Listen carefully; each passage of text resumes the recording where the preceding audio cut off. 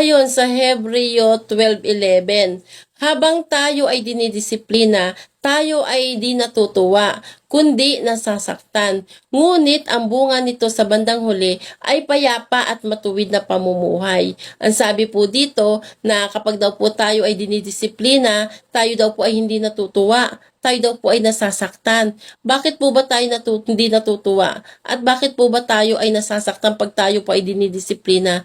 Kasi nga po mali po ang ating mga gawain. Minsan po yung ating mga gawain na mali pinipilit pa nating itama.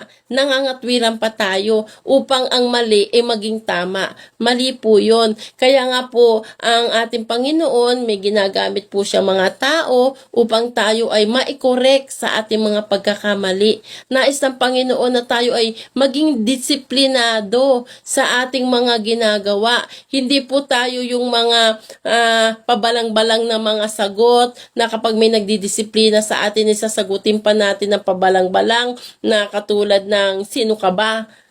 Ano ba pakialam sa buhay ko? Bakit ka nakikialam? Yung mga ganun sagot po ang iiwasan natin. Bagkus tayo magpasalamat sa kanila dahil kinokorek nila tayo.